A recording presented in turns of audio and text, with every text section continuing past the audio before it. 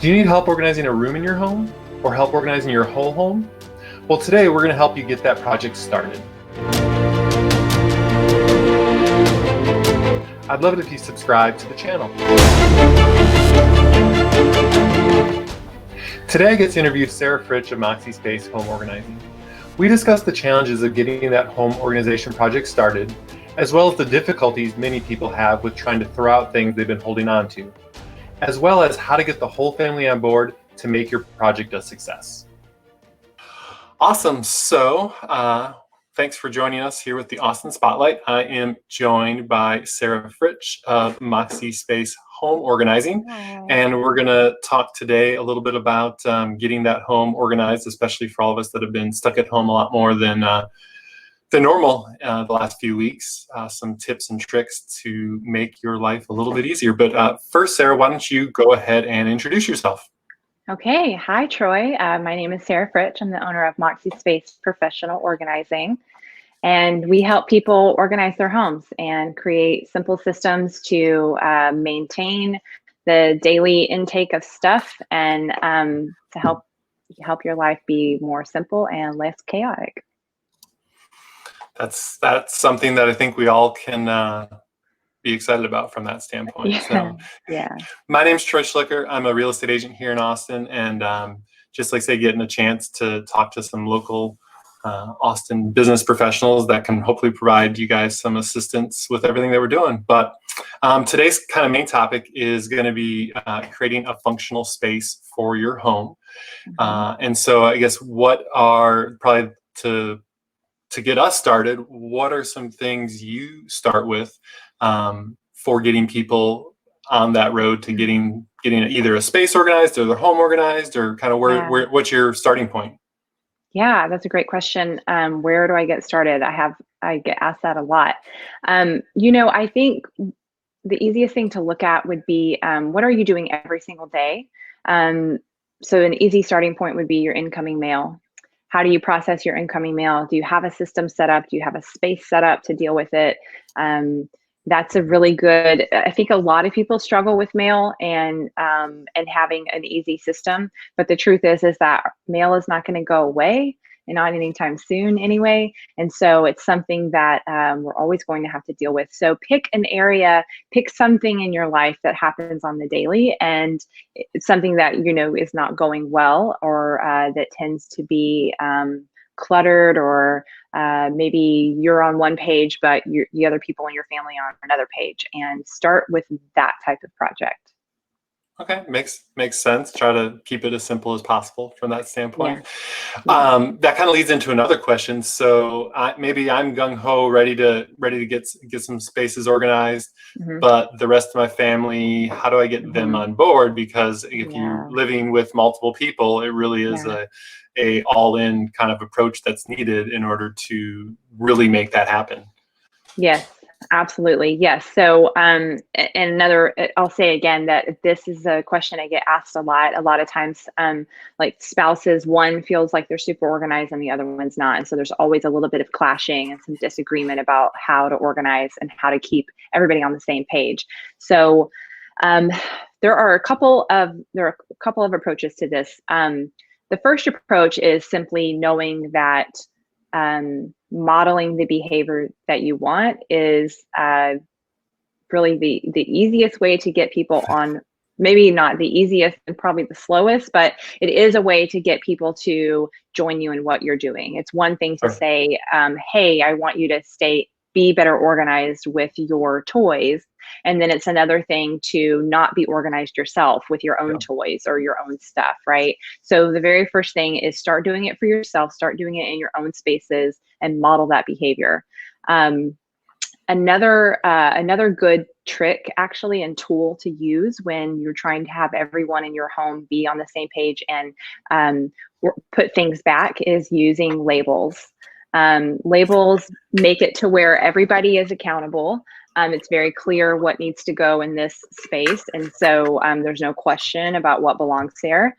Another reason labels really work very well is I think that a person is less likely to put something into a container that's labeled one thing when the item is something else. It's just, it's kind of like we're trained to kind of follow those instructions. If, you know, if the bin says that this is for electronics, hopefully you're less likely to dump your spare change into it.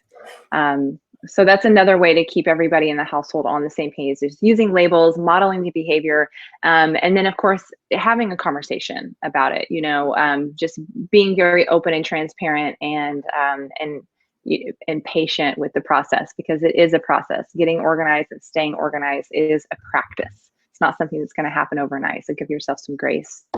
And it's also not something you're going to be perfect with the whole time, right? So it's kind of like a diet. It's hard to tell your spouse or your kids, oh, you need to be on a diet. I'm going to eat all the junk food that I want. Harder to get that happen. And if you have that cheat day, whether it be organization or, you know, on your diet, it's not the end of the world. Like, we can get back into it and kind of go from there. So what kind of spaces, are there certain spaces, if as I'm starting, that you recommend to try to get organized first? Like, so one of the things you were talking about was mail, and so paperwork. Are there certain rooms in the house? Obviously, I'm sure it depends a little bit on the individual, right? If there's certain rooms that they're really wanting to get done, but in general, are there certain areas that seem to be good starting points to then that lead to better organization in the whole house? Yeah, that's great question again. I think that it's really a personal choice. You know, you can go about it and you can say, hey, what's driving me the most crazy, and what would give me the biggest benefit and the biggest relief quickly. That is probably a really good place to start. Although if that also seems like the hardest thing to start with, then maybe don't start there, right? Start with something easy. If you have been, you know, noticing that in your closet you have a bunch of clothing that you don't want anymore, then just start with that clothing, right? Just pull those pieces off the hangers and stick them into a box that's labeled donation, and you've already gotten started. For a whole family, maybe the whole family is struggling and feeling like the whole house is chaotic, then I would focus on a communal room like the kitchen, or the mud room, or wherever the whole family enters the house. You know, that's an area that's affecting every single person. And the kind of the double-edged sword about a mud room is that it's the last thing you see when you leave the house, and it's the first thing you come home to. And you could also say that about the garage if you're parking in your garage. So that can have a really big effect on your day, and also the way you feel when you come home. If that space is cluttered and chaotic, that's a really good place to start, because now when you leave the house, you feel calm, you feel like you have everything under control. And when you come home, it's the same thing. Your home welcomes you. It's not like you're being welcomed by a bunch of to-do things, and now you're feeling overwhelmed again when you come home just to relax. Makes a lot of sense. So again, right now we're going live. We are live here with Sara Fritsch of Moxie Space Organizing. So how did you get into being a home organizer, and what does that take? So, you know, do I just need to be a super type A personality, wanting to always, you know, structure stuff, and that works for you, or how did you get into it? Yeah, so I was working with kids. I was a tutor at the time, and I met someone who had an organizing business, and that was, the light bulb went off pretty much immediately for me when I found out about the organizing industry. It actually wasn't even a role that I knew existed, and so when I learned about it, I thought, oh my gosh, that sounds. It sounds easy for me. It sounds fun. It sounds really satisfying. And in addition to that, it could really, really help people change their lives and even transform their lives. In the very least, it's going to give someone some peace of mind, you know? So that was really big for me, knowing that what I could do would help people in a tremendous way. And so I kind of just dove headfirst all the way in immediately. And I will say that the team that I do have a team of organizers that work with me. I would say overall, we probably are on the end of being type A personalities. But I found out a lot actually doing even Myers-Briggs testing. We all tend to be the same personality. And so that's a combination of being intuitive and being like very sensitive to our surroundings.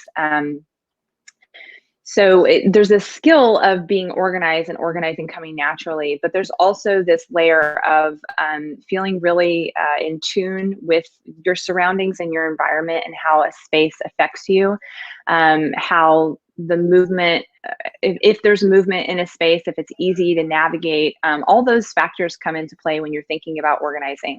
And then, something that's really important to me when I'm looking for organizers is finding someone who is non-judgmental and who has a lot of empathy and a lot of compassion, because we know that everyone has messes. We have clutter in our own homes too, and so we understand that we understand how that feels and how it feels to get on the other side of it. Not all organizers started out super organized. A lot of them found organizing to be a way to was something they enjoyed because they hadn't been organized in the past, and it was like, oh, this is refreshing and rejuvenating to be organized. I want to help other people feel that, have that same sense of relief and relieve some stress from that standpoint. Right. So one of the questions that I have, right, like you have all this stuff, and a lot of us tend to feel like okay, I don't want to get rid of all this stuff. Do you go through things and, hey, we're going to need to throw stuff away, or is it more we need to just organize the stuff that we have? Obviously, there's probably a combination of both, but where do you guys kind of fall in that realm? Yeah. So in most cases, we do need to get rid of some stuff. But I will say that we'll never force anyone to get rid of anything. And it's really not on our agenda to make sure that you get rid of 50% of what you own. There's no number on that. Our role really is more about having that conversation with you about the things that you own and whether or not it's a good idea to continue owning them or not. It doesn't matter to me if you want to keep, a collection of baseball cards or something like that. But what matters to me is that you feel clear and you feel good about your decision to keep your collection of baseball cards. So there are a lot of questions that we ask our clients to help them get clear on what they're keeping and why they're keeping it. There's all kinds of reasons why we keep things. And a lot of times it can be based on guilt or feeling like you want to get your money's worth, or, we have all these reasons and all these beliefs that we tell ourselves, and those are not always serving us. So we want to find out, what is your belief? What is your reason for keeping it? And does it still make sense for you? Does it still serve you to hold on to it? And if not, then let's get rid of it. And ideally, we're surrounded in our homes with things that we love and things that make us feel good and happy to be in company with, versus holding on to a vase that your mother-in-law gave you that you never loved. There's no reason to keep stuff because we're feeling guilty about it. Especially gifts are a really hard one. And I'll just say really quickly, when you're thinking about getting rid of a gift that someone gave you and you're feeling bad about it, remember that the point of receiving a gift is to receive it. The point of giving a gift is to give it and to have that exchange. And that exchange of the gift, that's the whole point. It's not about, the point is not to then hold on to the gift for the next 50 years because it was given to you. The gift giving is just about the exchange right there in that moment. The values in the exchange makes a lot of sense. Do you guys generally recommend, or obviously every situation can be different, but recommend trying to organize a single space or really a whole house? Or I'm sure there are probably times where maybe starting with a single space transitions into other parts of the house from that standpoint. Yeah, exactly. Yes to all of those questions. We're always going to start with a priority. Ideally, the thing that would bring the biggest relief, that's ideally where we'd like to start. A lot of times jobs end up going into the whole home. And if we had it our way, if we could do it ideal every time, we would do the whole home. And the simple reason is because clutter has this way of spreading, just kind of spreading out. It is. It's a little bit like a disease, It can, anything, if it sees a flat surface, clutter is going to move to it. So if you organize one space in your home, And often what happens when you are organizing a space is you have to remove all the stuff that doesn't belong anymore. So there may end up being a holding room that has now collected all the clutter from all the other rooms that you're organizing, which is completely fine, and actually necessary.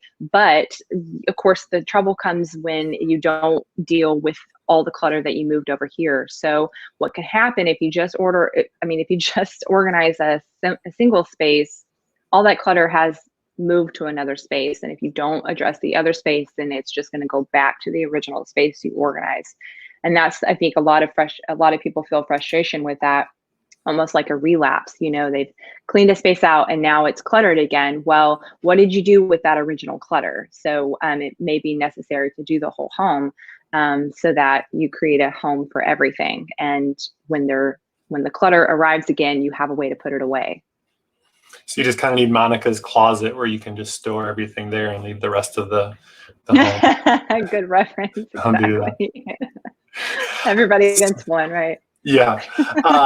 So if you're a business professional, you do a lot of networking. Obviously, we haven't been able to do that here recently, but one of the things that we do when you network a lot of times is get business cards. And so, if we feel those business cards are important for, when I need a contact in a couple of weeks or a couple of months, but it doesn't take very long for that business card stack to start to look like the Leaning Tower of Pisa. How do you recommend organizing business cards and trying to help with the office clutter from that standpoint? So it goes back to the basic rule of organizing, which is make a home for everything in its place and a place for everything, right? So create a home for your business cards. Don't make it enormous so that you can't end up with 500 business cards before you deal with them. Make it a bit smaller.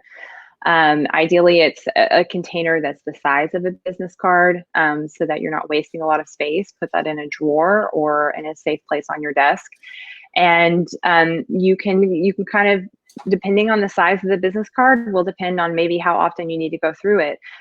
Or even better, set yourself up on a regular routine of going through your business cards and following up with those people that you wanted to follow up with, right? If we're talking about networking and making connections, is it better that you reach out a week after you've met the person or 6 months, right? Like this is a timely thing.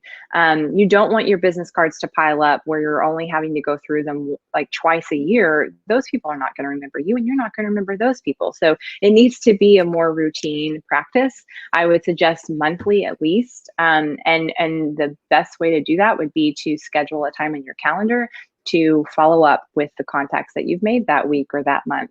And really, business cards, there are a lot of apps too. I don't actually use one personally, but there are apps that you can use you can photo the business card. It will extract the information that you need and add it to your contacts. That's even better because now you can just throw away the card and move on. So yeah, remember that business cards are meant to be used, not saved forever. And if you do need to save the information, obviously add it to your phone and then get rid of the physical copy. Makes sense. Yeah. So another, I'm sure, big question is how long will it take to organize, my space or my house from that standpoint? So all over the charts. We always start with a free consultation so that we can really figure that out based on the amount of stuff you have and your goals.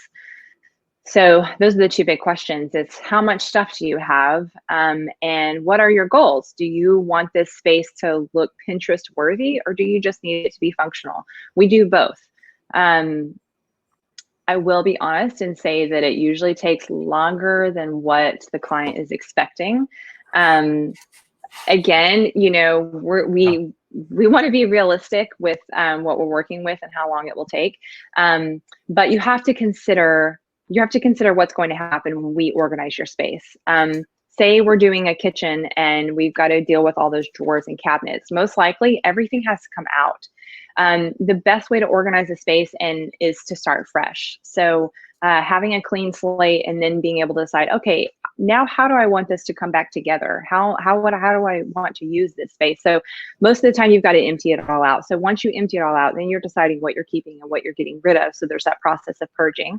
A lot of times the drawer has a whole bunch of stuff that doesn't belong together. So you've got to sort, you've got to categorize while you're figuring out what to get rid of. And then you've got to put it all back together and create a new system possibly. So there are a lot of steps. There's a lot of movement that happens when you're organizing a space, but to do it well is to do it thoroughly. And then there's less chance of it going back to the way it was. So we work in 3-hour sessions. We sell packages of sessions. So, and all of the pricing is on our website. I know, Troy, you've been great about putting the contact information up. But moxiespace.com, you can go to our, there it is. Yeah, you can go to our services page and see the packages that we offer and the pricing. But just remember that we always start with a complimentary consultation so that we can give you the best idea, an estimate of how long we think the job will take. Nice. So what are some things I should ask myself if I'm trying to declutter my space on my own, or also potentially thinking about hiring someone to help me with that? Yeah. Okay. So if you're decluttering on your own, there are a few questions. We actually have a blog up about this, the 5 questions to ask yourself when decluttering. So again, you can check out the website, go to the blog, and that's there if you want to see it visually.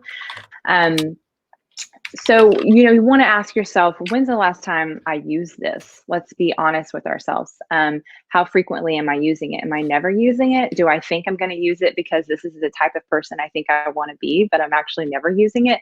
Let it go, right? And, don't hold on to things because you're trying to force yourself to be one way, or because you've got guilt because you never used it, or you didn't get your money's worth, or, all those reasons that we tell ourselves why we have to keep something.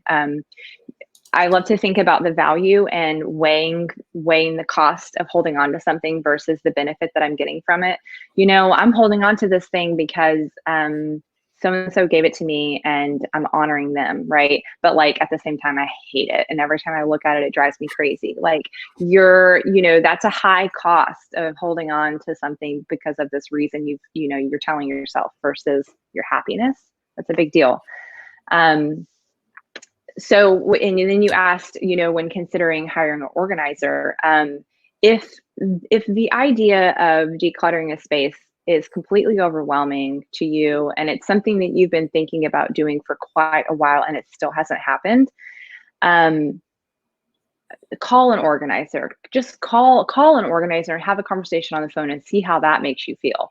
I'm not saying you're doomed and you have to have someone to come help you, but have a conversation and just see what that feels like. I can't speak for all organizers, but I think the majority of us, we really we want you to be organized, and we want to help if we can. And of course, we can't help someone who isn't ready for that. Sure. I always tell, when anybody calls, I always say, hey, you're like 80% of the way there. This was the hardest part, was just making the phone call.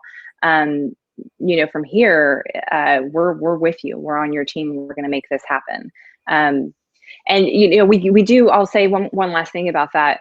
We do have. I'll have clients sometimes call and they say, "Well, okay, so I need to purge, so I'm going to do that part, and then I'll call you when I'm ready to organize." And that's totally fine if you feel confident that you can purge on your own. Sure. But I will say that a lot of people probably haven't been able to purge at that point. Yeah, otherwise they would have purged. Right. Yeah, that can be, we're all different, and that could be the hardest part for a lot of us. Sometimes the hardest part is like deciding what labels to use, so anywhere along that process, we can help. And sometimes it's just, a matter of getting them going and then taking a break and then giving them homework. And that's something that will work too. Makes sense. I know couple weeks ago, maybe now, you guys had done a paper clutter series. So I kind of have that down here, the link that you can go get some free info from Moxie Space about how to kind of declutter and get rid of some of that paper that is one of probably the big clutter issues for a lot of people, and especially with us spending extra time at home and now having work paper and school paper and even more of it is a big thing there. Anything you'd like to say about that series at all? Yeah, thank you. So we're offering a free paper clutter series right now. It is a 3-part series. The first part is incoming mail. The second part is your home filing system, and the third part is sentimental papers. and kids art kind of falls into that category too. So the way it works, it's an email series. Each part of the series drops into your inbox about every 3 days, and it looks like a short little recap email. You get a downloadable PDF to walk you through the process of setting up that system for either the mail, the filing system, or the sentimental papers. And then there's also a video with every single installment of yours truly. Each video is about 5 minutes long, and I'm doing a whole demonstration on the process of from decluttering all the way to setting up the system. So I go through the process of asking myself, what is this? What do I, would I keep it? Where would I keep it? All that good stuff. So I share my own space and the way I organize my own papers. And then we also are linking products throughout that series to show you exactly what products we're using or products that we suggest for your own home. And it's free right now, so. It's free, and again, I think very helpful for anyone that needs a little help with the organization, which is me over here. From that standpoint. So, awesome. I appreciate you taking the time today to jump on Facebook and let some people know about ways to get their lives and homes and spaces more organized. Really appreciate the time. My pleasure, Troy. Thank you for having me. It was so good to talk with you, always. Thanks a lot, everyone. Hope you guys have a great rest of your day. Bye.